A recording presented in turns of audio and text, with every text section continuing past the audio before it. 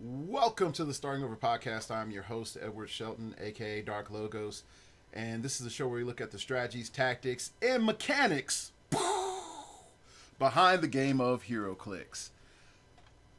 Sorry about last week. Last week was states, and between states and me trying to reorganize the quarry, it has been ridiculous. Um, and I'm just giving you guys some like behind the scenes stuff.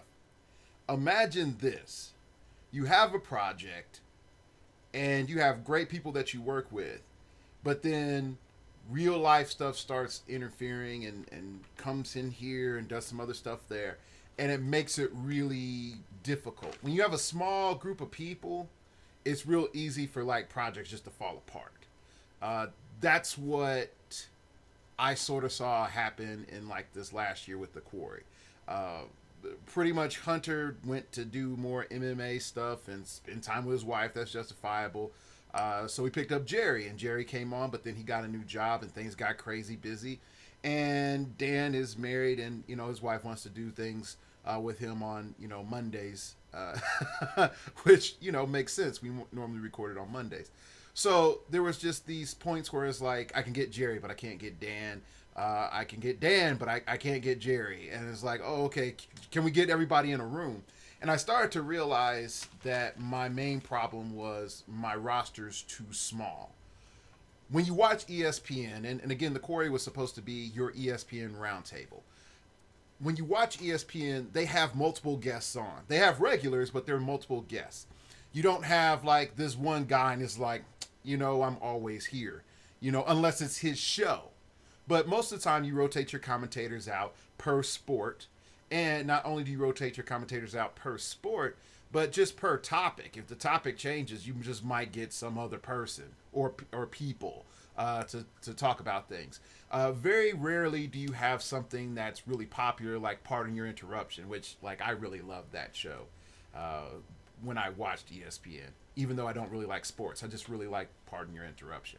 So between preparing for states and getting the sweepstakes stuff taken care of and just a bunch of other stuff, just last week was just crazy.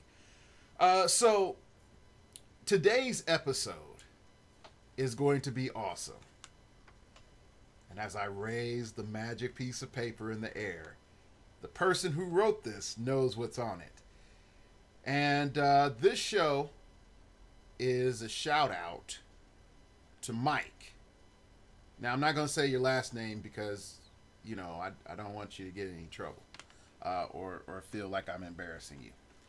But for those who don't know, Mike is the one that's allowing you that submitted in for the contest to get one of these magical bags full of heroclix. Okay? Not only that, I got a power plant, which he donated. I got War of Light participation prizes, which he donated. I've got some Slosh OP stuff, which he donated on top of what I'm giving away with the stuff I got left over from Origins this year.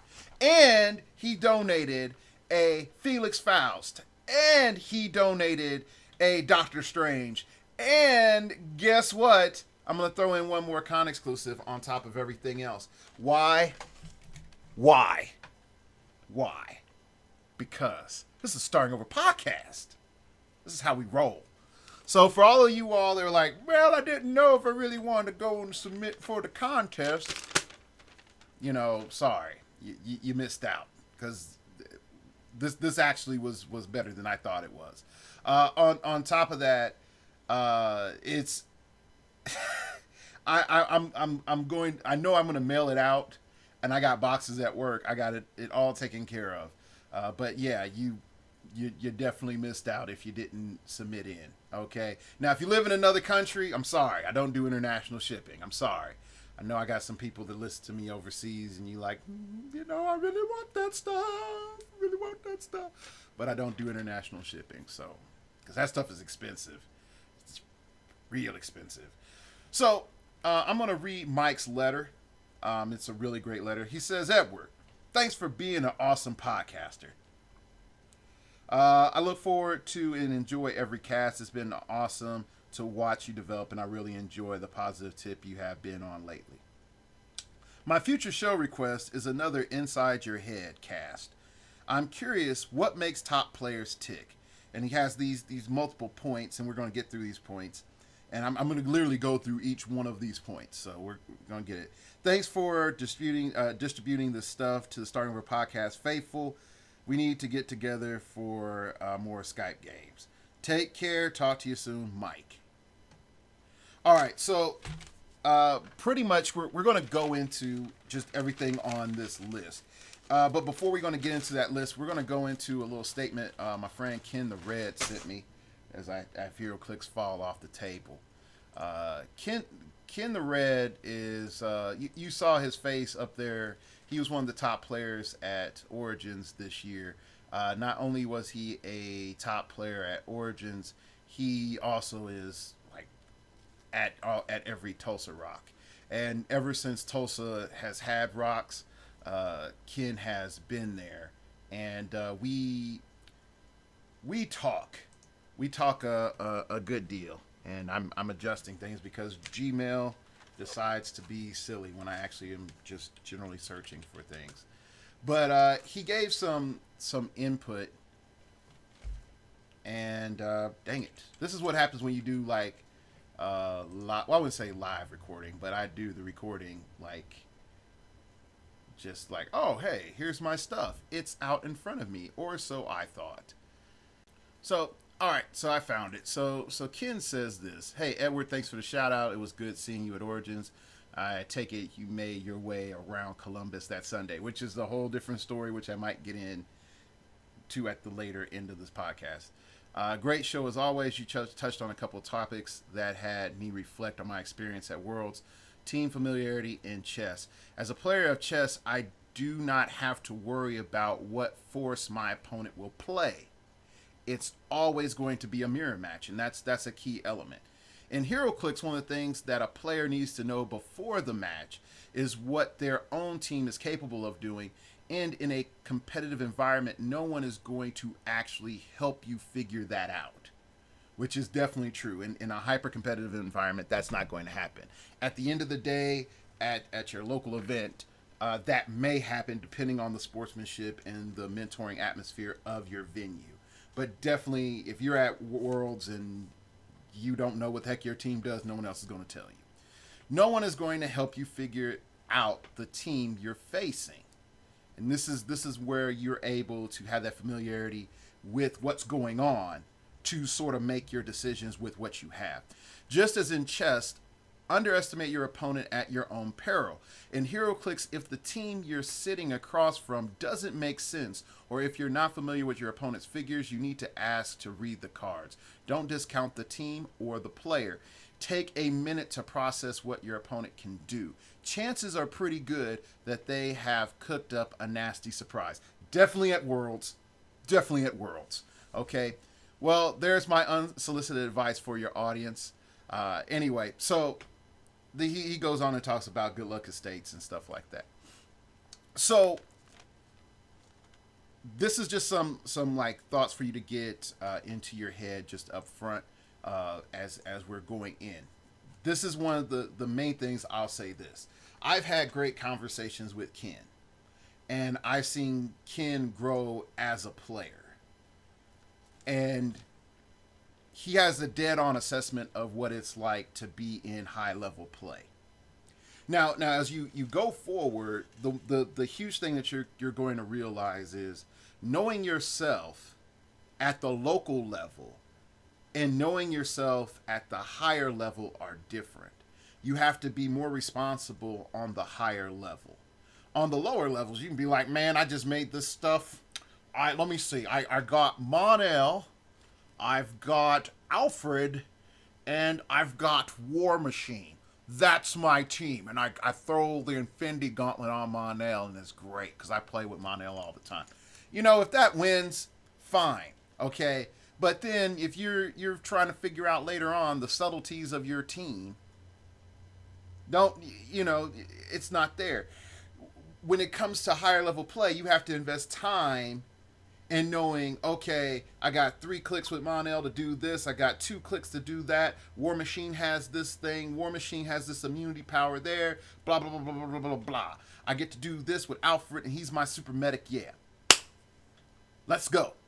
Okay, so no one's going to help you figure that out. If you don't figure that out yourself, there's a problem. You can even let's say you hire me. I'm a mercenary. You hire me as a coach. You drop your $15 down. And you're like, Dark Logos. Here's my team, man. This is what I'm taking to the Rock. I got this. I got that. I got these other things. And the first thing I'm going to go through my mind while I'm listening to his team is like, okay, is this meta?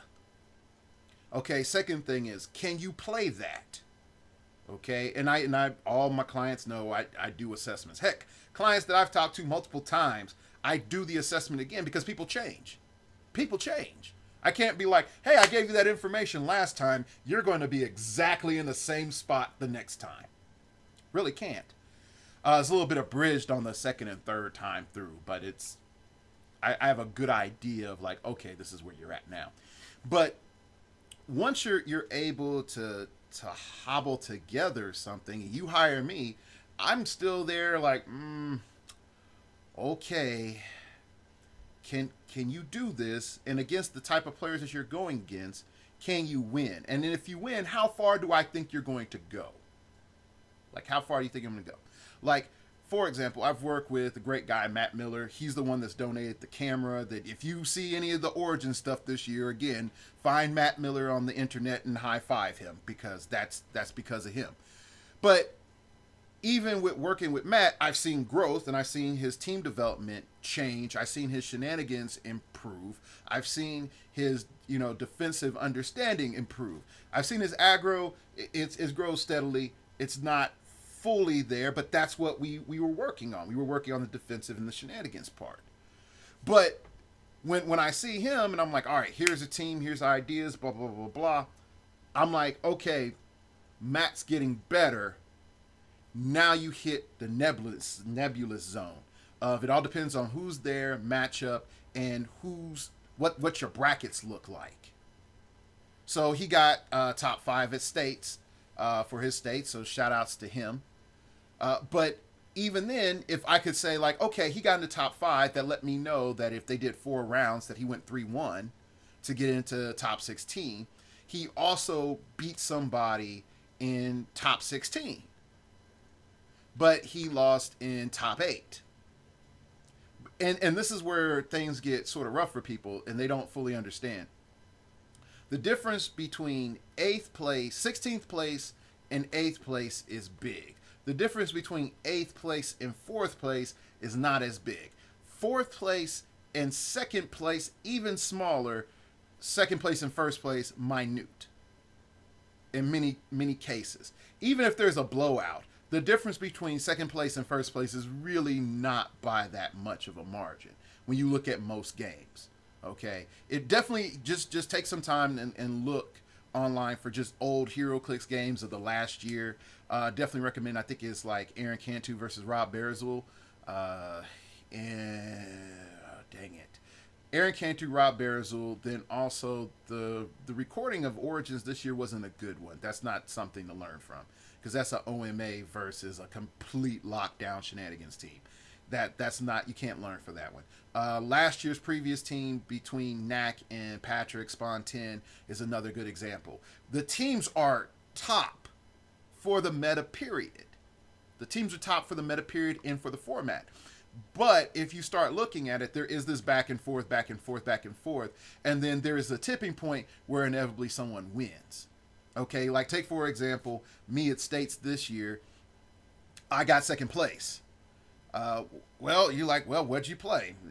Same thing I played at Origins. So if you know what I played at Origins, you know how much shenanigans that is. But it's just the pure fact that when it came down for me to single target Pulse Wave Super Scroll for the win, I should, instead of going for Super Scroll, I should have went for Lydia Mallard and Pulse Waved her for the win. Okay, so the margin of error was really small. And everything that I needed to win was in place. I made one small decision Time was called. My opponent won on 3 points, and I lost to Mega Lotus Man. So I don't feel butthurt or anything like that. Okay. So let's just sort of getting, leading all that, setting up to the magical questions. There's a lot of awareness, a lot of responsibility, and then also knowing the key fact. If you place definitely at like Origins or Rock World Cup, you place in the top 16, you're probably one of the top 10 players in the nation. It just rotates depending on the day. Really. Okay. If you're in team events, you're that player base is one of the top 30-ish to 40-ish players in the nation. Okay, and even you could sort of say quasi-globally, mainly because we don't really have a strong European or South American presence at Origins. We just don't. Just being honest. So let's go into point by point. What do most of these high-level players do for a living? Most of these people are average, like average jobs, wife, family, kids. Aaron Cantu is a prime example of that. Normal job. He has kids. You'll hear his kids in some podcasts sometimes. It's all good. I know for myself, I used to work at Target. So what do you say about that? Okay, I know like Kevin Afruz, he's one of he does some super power business stuff. Spawn 10, he runs a store. So does Roland from Clicks TV. The occupations vary.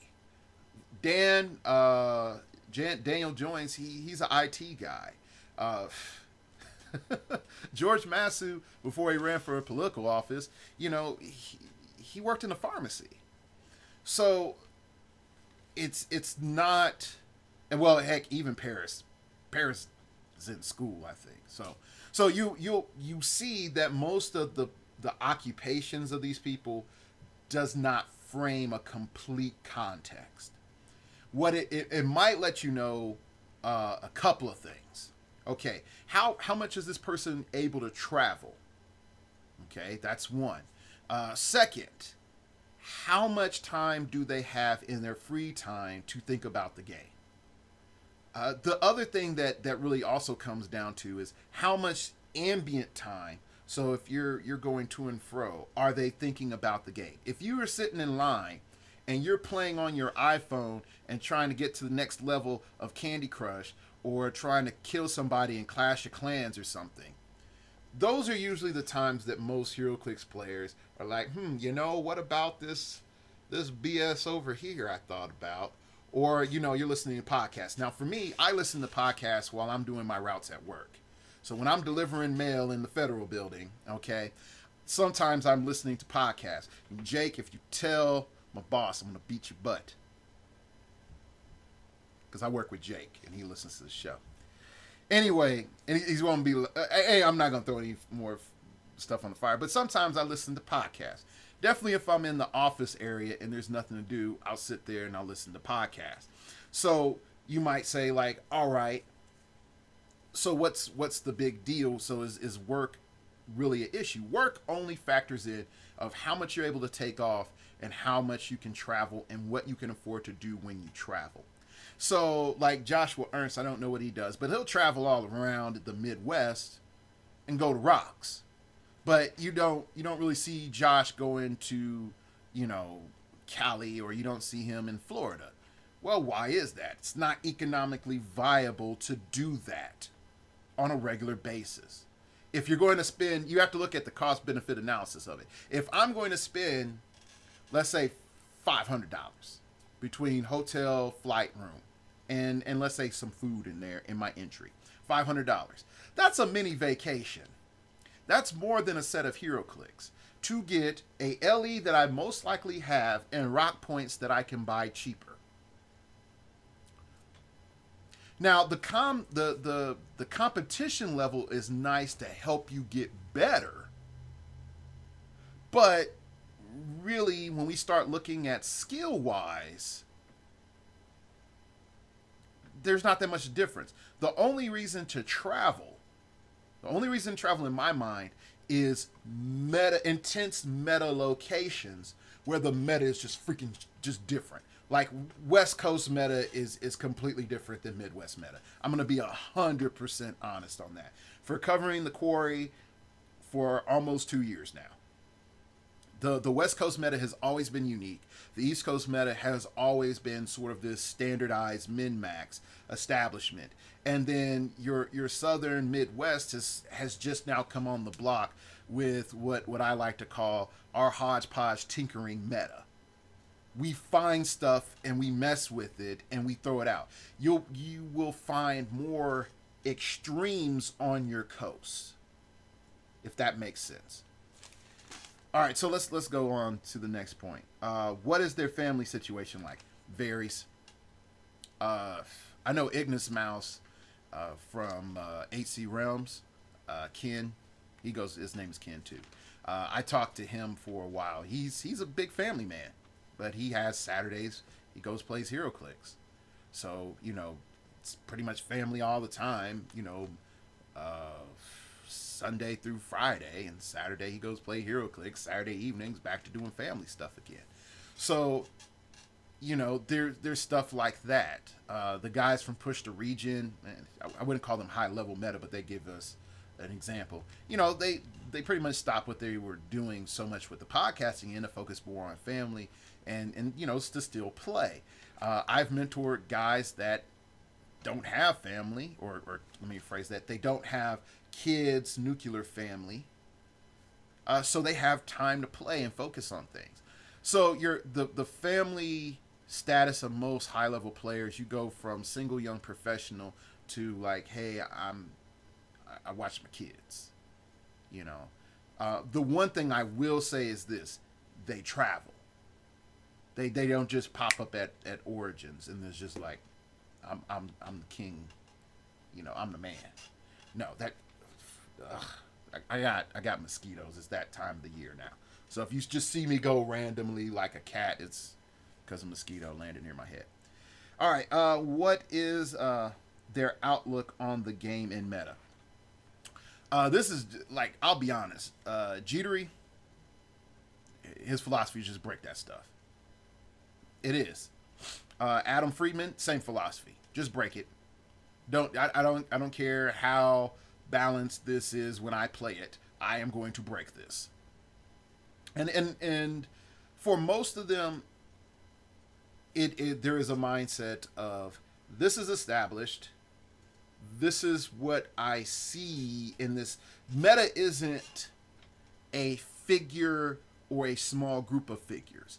It's a limited amount of possibilities that are standard. Let me restate that again. It's a limited amount of possibilities that are standard. Okay? Then what they say is, from what's in that standard box, what is a common thread or common threads that I can sort of weave something together to get my first understanding.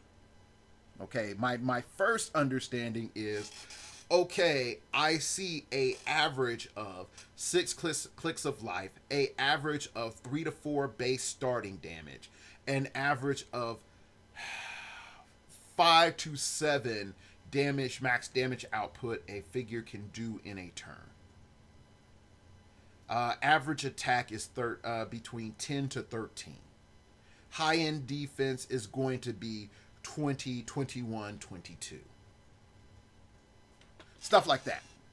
They'll extrapolate some stuff, and then they'll start pulling out other things of like specialty figures like Highfather, like Atomica, because Atomica is a specialty figure. She either works as a defend bot or in a proper, or as some sort of little tiny size tie-up person because she has plasticity. There's these little things that go on that they'll start categorizing. It's like, Red Wolf has a pop-off guy that I can reuse. What happens if I put Red Lantern Battery on team with Red Wolf and I just keep assigning freaking constructs to the wolf? What happens? There's dumb stuff that comes out. Okay. So from their second level of extrapolation is, okay, here's these general facts and knowledge that I know. The third level comes in is that they'll start saying, what about this thing? So they'll go through all their different figures and they'll start saying, what about this? I think that's really where the Scarlet Witch meta on the West Coast started. Was, I'm playing this. It's obvious that like this by itself on a Brotherhood team is a joke. Okay, so just kick that to the side. But what about if I play it with a defend bubble? Can I beat that? And they'll start fiddling around and like, I'm really not dying, but I'm not killing anything. What's the next level?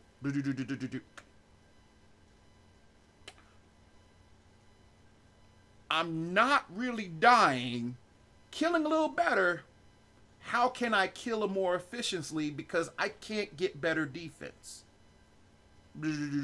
Okay, now here's my team for playtesting. Now see what I did there. Okay, see what I did there. I didn't say like, oh, here's this team, I'm gonna play test it because it got Scarlet Witch on there. It's like, let me fiddle around with this and then sort of look at my damage output, look at my attack values, look at my other stuff, because my defense is absolute or is taken care of. Okay, so next I need to look at these other things. All right, boom, I got that. Let's roll. All right, so then you start tagging on resources. You start looking at, all right, I have this figure. Oh, I have Captain Marvel Prime. You know, all sorts of stuff like that. And just to let you know, Captain Marvel Prime is in the hollowed spot of honor next to Brother and Dr. Voodoo. Not because I played him an insane amount, just because I know how stupid he is, just in case I want to grab it. So most of the time, most of your creative people that are doing well, they'll do something completely different, which is they will find something that at one point in time they found broken but wasn't broke enough, and each set they revisit that one thing and say, Captain Thunder, are you broken yet? New set.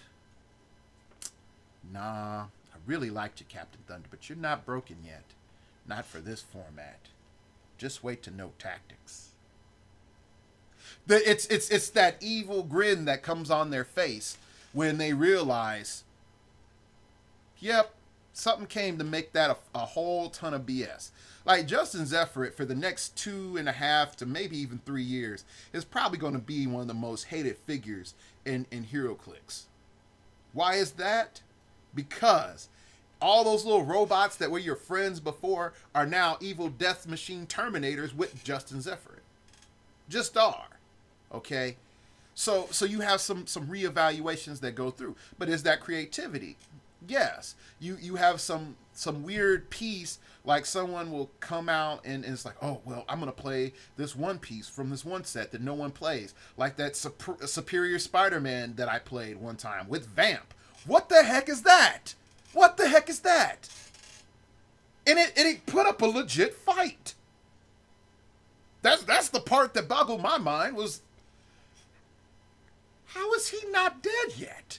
Like that went through my brain. I'm like, this is third round. I'm undefeated. How are you undefeated? But you're undefeated, so I can't look at you like sideways and thinking that this is a joke. No, this is legit. How is this legit?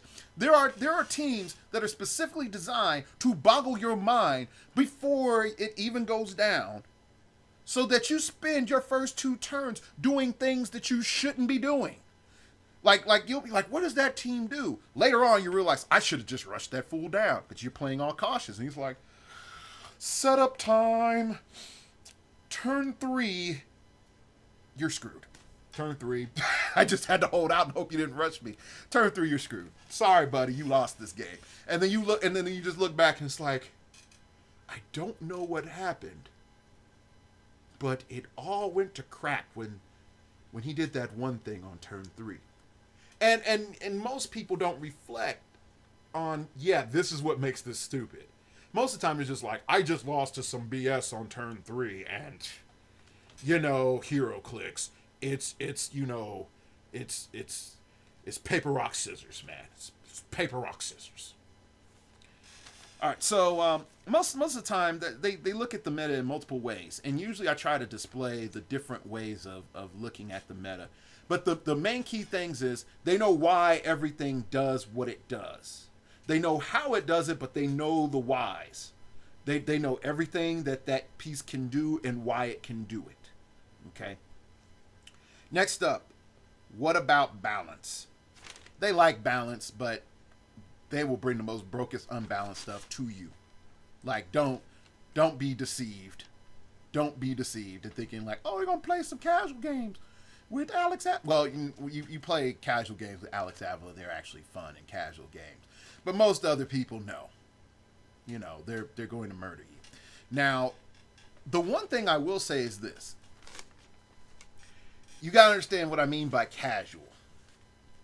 A high-level player will not play cheese stuff on their local level and have fun. But the ability to do 50 forms of heroclix kung fu on you does not turn off for a majority of them.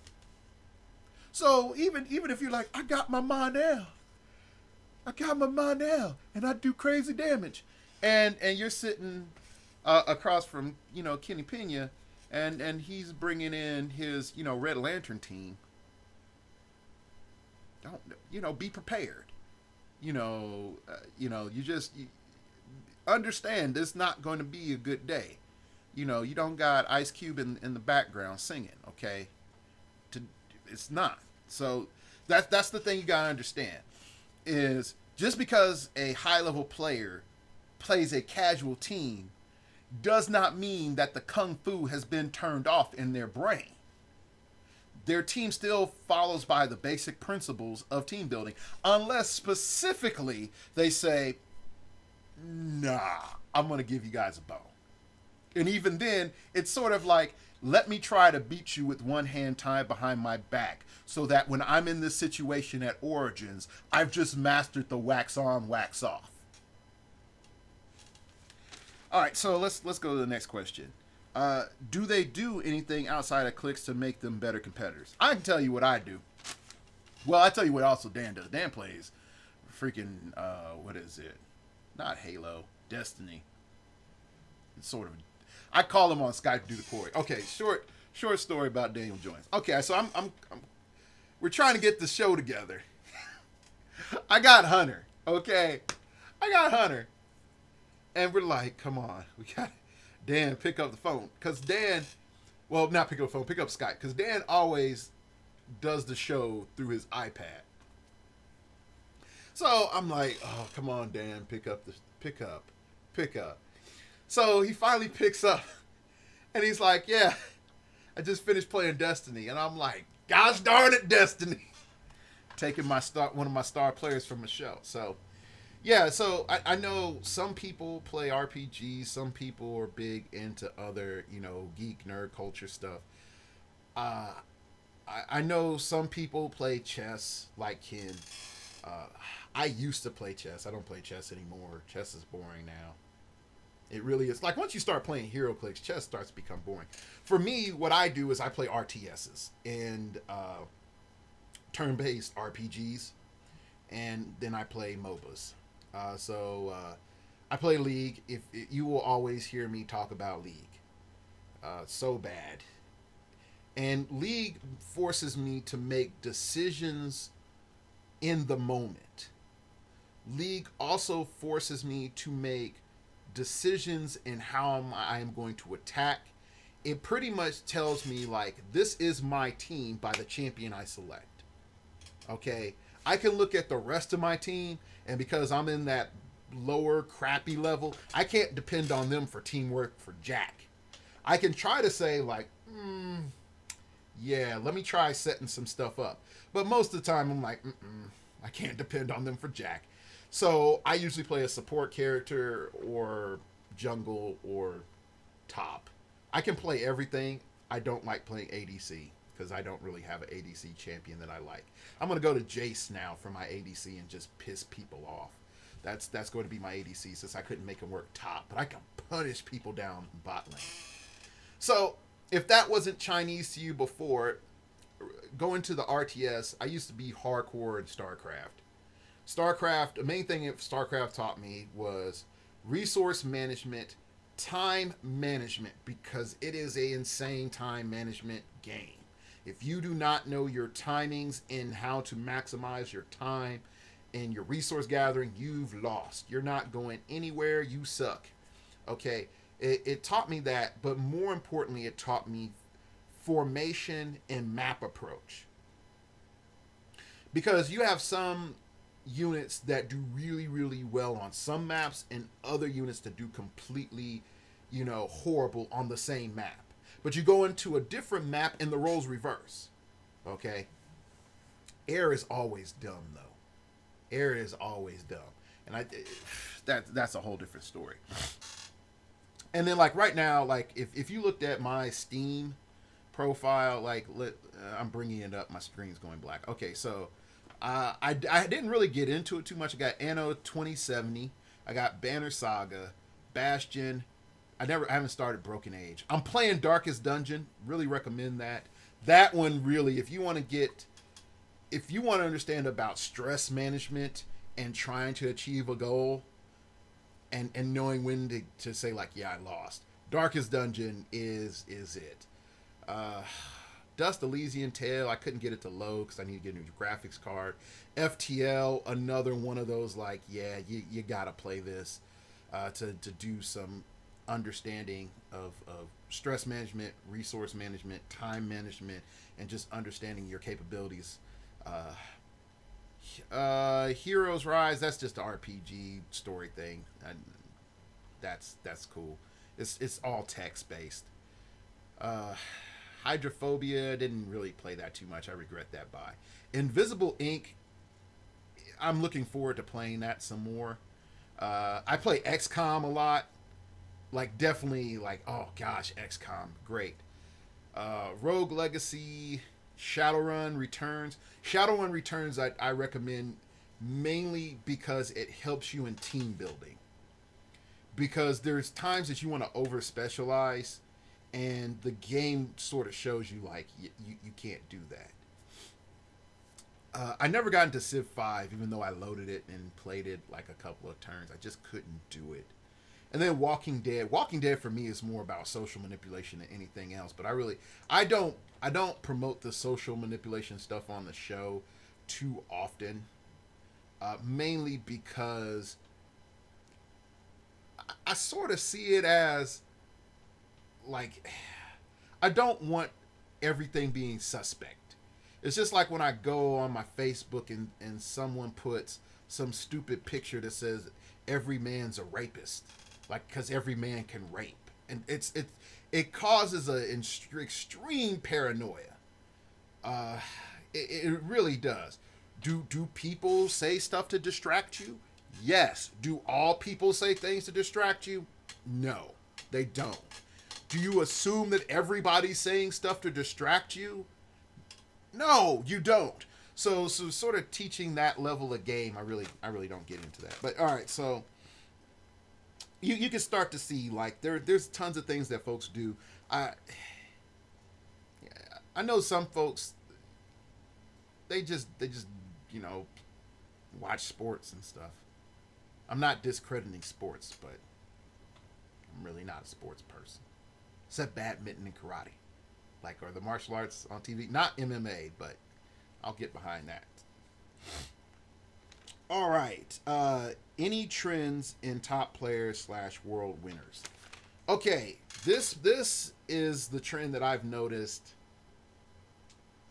for watching, like, the last 5 in-depth 5. Let's see. Masu, Dan twice, Alex, Spawn, Paris. So 6. Okay, so here's the first thing that I'll let you know. Final round, they're pretty much equal match skills.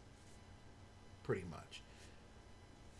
I'll tell you the truth this year, experience wise, and a lot of people won't believe this, Knack has a lot more experience this year in his little warped reality that he works in. And I'm not saying that in the negative way, but I'll get to that in a second. In his warped reality that he operates in, that gave him like at least 15 to 25 more steps ahead than he was the previous year, going into the World Championship. And I say that because he only went to one Origins. I mean, he only went to one Rock. And if you look at him the previous year, he didn't go to anything. Like, understand that. If you had a player like Knack in, let's say, like 7 to 8 Rocks in a year, don't, like, you see him show up, don't try. Don't try. You've lost. You just didn't know it yet. And what got me was when I talked to Knack, he's like, yeah, I didn't even play my best team that I made. I played like my number 3 team. Your number 3 team? Like, so what? It's sort of like Dr. Farnsworth and Futurama. He's like, I have all these doomsday weapons, but this one's my favorite. You know, it's like, I can't sell that one. I can sell you this one, but just can't sell you that one. It was my second one that I made, and it had everything I felt that I needed at the time. All the mistakes of the first one were gone. Just second one, it's just my favorite. So you have extreme cases. Knack is an extreme case. Dude is brilliant. He's technically a prodigy. Okay, I'm not going to lie. He is a prodigy. There are a few other players that are coming up that are on his level, but they're not quite there yet. One of them is the little kid I interviewed. That he's going to be scary. Like he's going to be scary in a couple of years. 2 years, next world champion. Calling it, because he's beating grown men real bad right now. Like, what do you think is going to happen in 2 years? Anyway, going back. You have what I've always called the extreme exceptionalism, which is you have this individual that has incredible amounts of skill in time. Knack runs like a 30-team tournament and narrows down to the final team. Most folks don't even go that far. And so you have people like that. Do they work well in a team environment? Yes and no. They work really well as pilots or builders, but not both. There's some team unity that you need to have there, and usually personalities like that, I'm not saying it's about Knack, but usually personalities like that are very individual driven, very charismatic, and so it's really hard to put them in parts of the collective and have somebody nitpick their genius. Okay? Then you have what I call the gathering of the above average. Okay? So most of our team dynamics right now are the gathering of the above average. Your average is what you see at your store. Don't think like, oh, they did well at the Rock, that's the above average. No, pretty much if you go to a Rock, if you travel to a Rock, you're probably already in that above average. You're not in the top echelon. Please let me understand that. Let y'all understand that. But you're probably you've crossed over from being in that 51% of the majority into that 49% tile of, okay, I take this just a little bit more seriously. Okay. So that's a huge thing. So you have guys that are up there. Like I'll say Patrick, having played Patrick. Patrick is definitely in that extreme 90 percentile-ish, top 90 percentile-ish of guys. Let me rephrase that. Top 10%. There we go. He's in that top 10% of guys that play. He really is. Just to team design, understanding, interaction, top 10%. The thing that comes in is that he surrounded himself with other individuals, and if you average out Majestics, and I'm just going to say average, they're the top 15% of players. And this isn't a slam. Please let you understand this isn't a slam. I'm sort of keeping this if I take all of heroclix players in the high level play together, that if I only lower it by 5%, that's really significant in the sense of how good they are. Okay?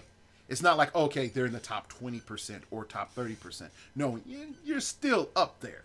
Okay? Definitely if you look at everyone that placed off of the Majestics teams last year in Teams Worlds, you're still looking at some of the best players in the world.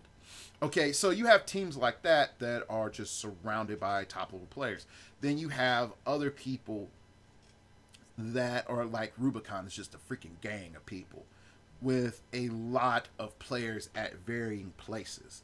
But the varying places allows a scope of looking at the game. So I would look at this. The Majestics model is you're arrived, you're in. You just are. You've won stuff, you're on the way up, you're in. The Rubicon model is a development model.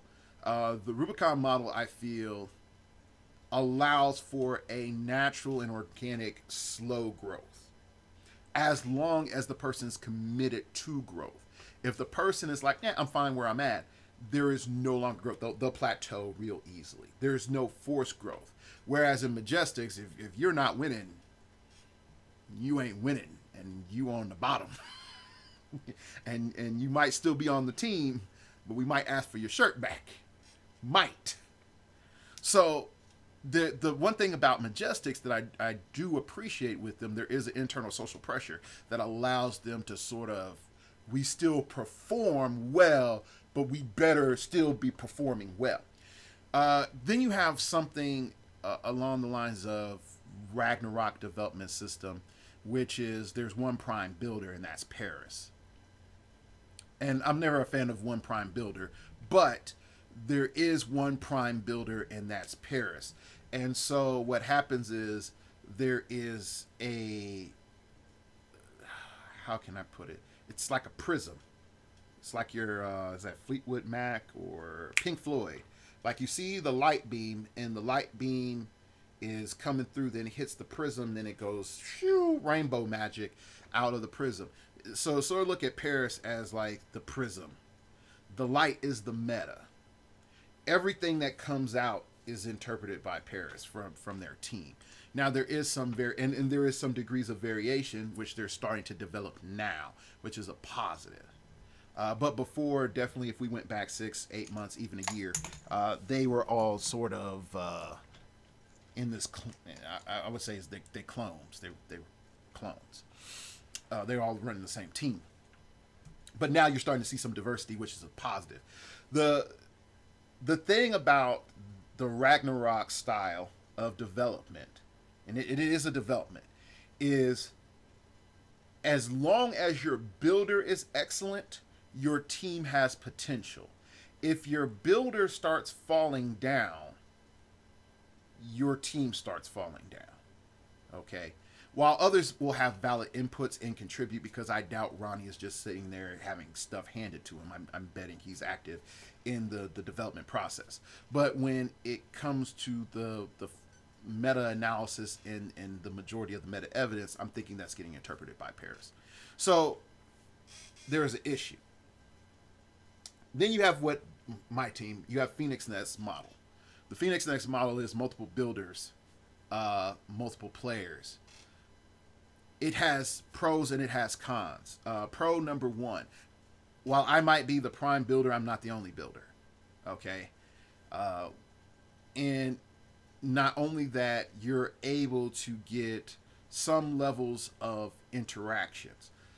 The problems comes in for the logistics is the tailoring and growth of each player is specific. There is no moving forward as a general vision of the team. It's a collective, okay, you're with me, let's make you better, and you're going off that direction. Got him. Uh, you're a this type of player. You're going off in that direction. Okay, cool. You're starting off. We're going to be working on these developmental stages. I'm handing you this because you can do this. Not that you're not going to get in the top 16 with this. I already know you're not going to get in top 16 with this. But you need this to become better. Okay.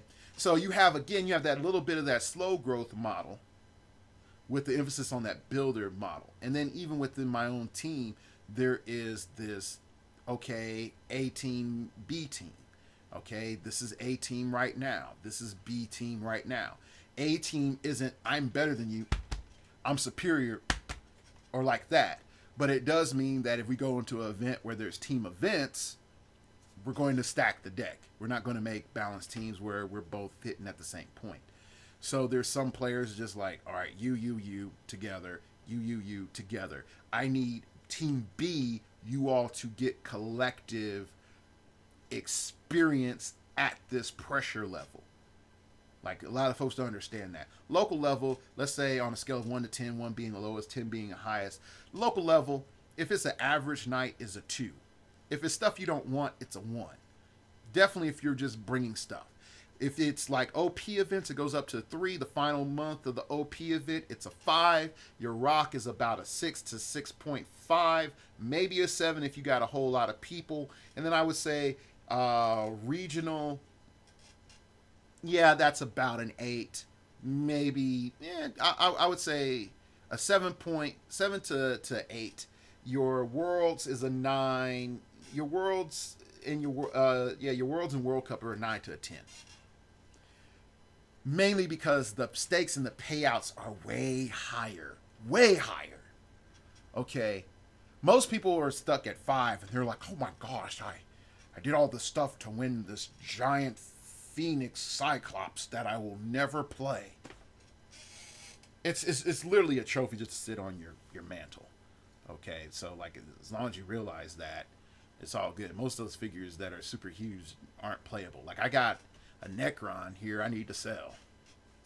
I'm like, never playing it. Okay, so you can start to see like the different models that are going on. And then that doesn't even take into account like some of the other teams that I've encountered, like Juggernaut, team Agents of ICP.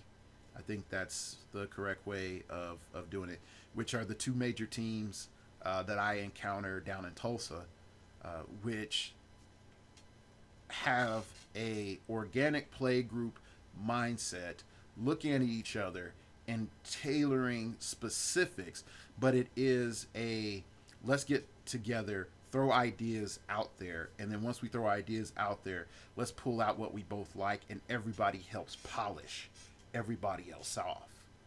And that is what I would say is a majority of teams out there and majority of high level players out there.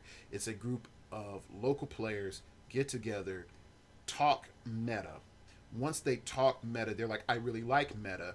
Start formulating teams, throwing things in there, taking stuff out, and then as teams are hitting formation, people are coming in and saying, okay, do this, do that. Let's try this. That didn't quite work, and then working with a finished product.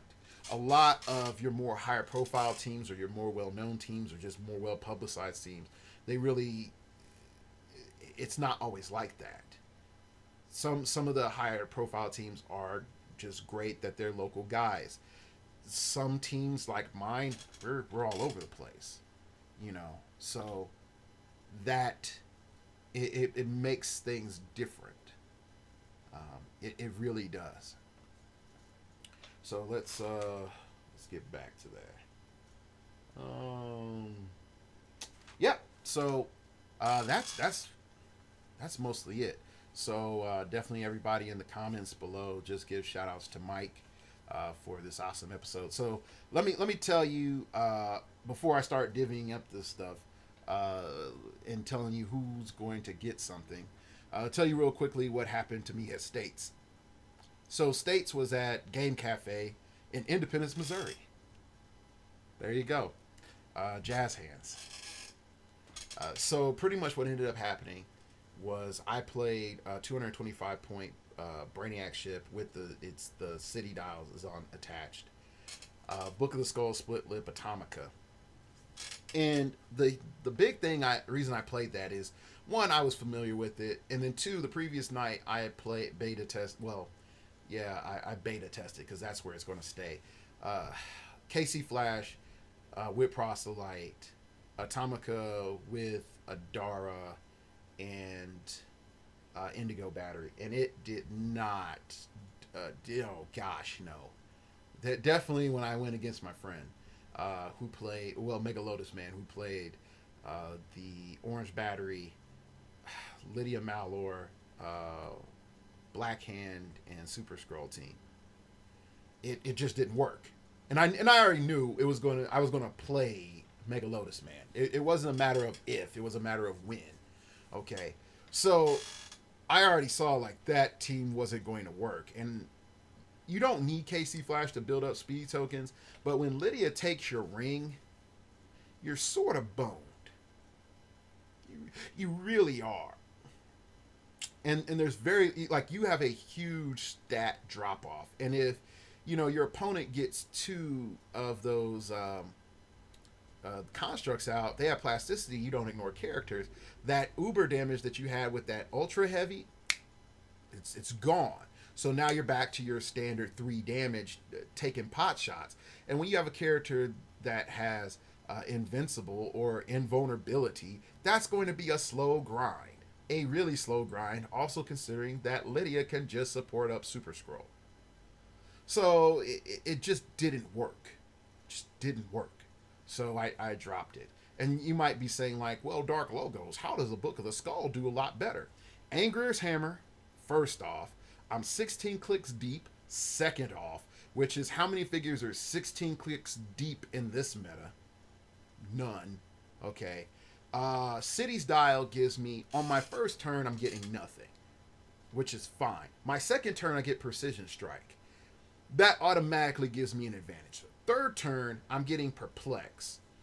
Fourth turn, I'm getting Energy Explosion added on top of that. Fifth turn, I'm getting Super Senses. Okay, so once I get 5 cities, you're in a bad spot.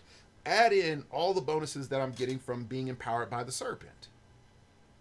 And then with Atomica sort of rolling close by, if I need an extra Perplex, I just empower her by the Serpent. Now she has Prob, Perplex, Willpower because she has Null's Hammer. And I can just Perplex up whatever stat that I need. Also, I'm able to drop a hammer onto the Brainiac ship one turn. The next turn, drop another hammer, have that quake, and do an attack if I need it. Then, the following turn, pick up that hammer as a relic, and I have capped attack on my travel dial and on my attack dial. So, on my attack dial, I'm looking at a 14 attack on my and a 13 attack at the lowest. And then on my travel dial, I'm looking at, on average, a 12 attack, an 11 attack at my lowest. And I'm doing 2 damage with Precision Strike. And then I have as many targets as I have on my Tentacles dial.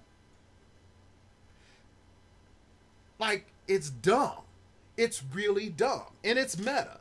It's just the fact that how Colossals work on indoor maps. And Curse Hammer sort of helps you deal with that. So you can start to see how it sort of congeals together to form this whole lot of stupid real fast. And also you get to roll your die every time you Quake Bomb somebody. So you're just like, yep, +2 stats. And how I lost is I got +2 stats. I was on Sidestep, like 9 attack on Traveler dial. Super Scroll was on click 7. He only has 8 clicks. I had picked Kunlun map, so he's back behind on the other side of the elevated terrain near the starting area by his battery trying to get healed up. I'm a little ways out, so I sidestep and running shot, thought I single target pulse waved, and I didn't. I hit Lydia, so it did a one pulse wave and it didn't kill him. Then he just regened and the time was called, so I lost. So yeah, so that's how my states went. There really wasn't the one team that I thought was stupid, like extremely stupid to deal with, but I beat it. But it was stupid. Was it Star Sapphire Battery, uh, Coriander, Sandman, Outlaws, TA. Dumbest thing I ever dealt with. You can't target them. Not with Outwit, not with Prob, not with a ranged attack, nothing. So dumb. Beat him, so dumb. Destroyed his battery. Anyway. All right. Thank you for listening to today's show. Let's get into our contest because I was about to end without doing the contest winners. So let's get into it. All right. So what I'm gonna do is I have a bunch of emails in, and I have one from Shaylor. I have yep. Contest winners. You might be wondering, Doc Logos, why are you eating on camera? Delicious sausages and hot dog buns. Because there's like 15 minutes of jacked up stuff that just happened that you don't need to see. I know what happened. You don't need to know what happened. Like part of my barbecue hitting my shirt. You don't need to know that, but I let you know. So you'd be wondering, like, yeah, what about those winners? So what happened was, I rolled this magic die here, like 20 times, because I got like 7 people entering. You just tell I'm jacking with y'all so hard. So yeah, I had 7 contestants. So I rolled this die and I had problems because 2 of the people that submitted in for the contest had the same first name, but they had different last names and email addresses. So then I had to go through all that, and so I had that live on camera. And after looking at it in post-production, it was sort of dumb. So I just took it out. So what I decided to do was just keep the people that won the roles. So yeah, that's what's up. So yeah, here we go. Shaylor, Shaylor, you won. Congrats to you. Andrew McLaren, you won. Congrats to you. Corey Matthews, you funny guy. You won. Tell Commander Nick Fury I said hello. And let's see. Yamil, you won. And this is where it gets important. Eric Stabides, you won. Hold it, wait. Let me just make sure. Hold it, wait. I think I'll take that back. This is why I look at. You gotta look at stuff real quick. Take that back. So that wasn't entry.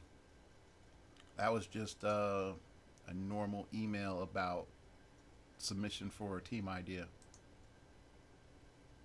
Or hold on, I'm double checking. Double checking. Can it go? Blah blah blah. All right, yeah, that was just a team idea. That was not technically for the giveaway. So no. Guess what? KJ Foster, you won. So yeah, that's it. So that's what's up. So those are the people that won. Email me at Starring Over Podcast. where I need to mail it to. Now, because Mike was such an awesome dude, I want you all, so like a couple of weeks from now when you get your stuff, I want you to take a picture of yourself with the stuff and a sign that says thanks Mike and email that into me. Okay? And I'm just going to put it up on one of the future shows. Okay? Because he definitely gave you a lot more stuff than I was capable of giving. So what's going to happen is all this random stuff here is going to be magically random distributed when I assess all the value of all of it between all of the contestants that won. So some of you might get one Con LE and not another or whatever else. So there's no perfect sets. So it's just all random. So, all right. That is it. You can follow me on Twitter.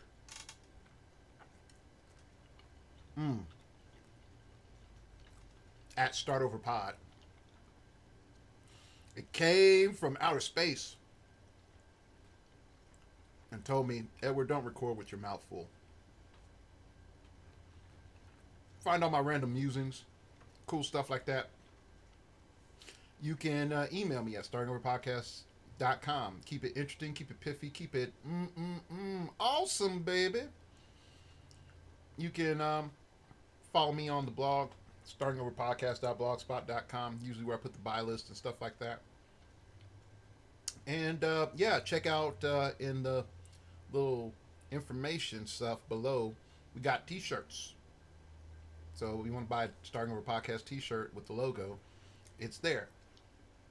Also letting everyone know at the end of summer that the one with the white box is going away. So it's going to be a LE shirt. Then I'm just going to put the standard shirt on there without the white background. So, in the future, you can walk around with super nerd cred at Origins. It's like, oh, you got a Starting Over white box shirt. Oh! That's what's up. All right. That's it. Hope you enjoyed today's show. If you're in the United States, happy 4th of July, son! And remember, we all got to eat barbecue sometime.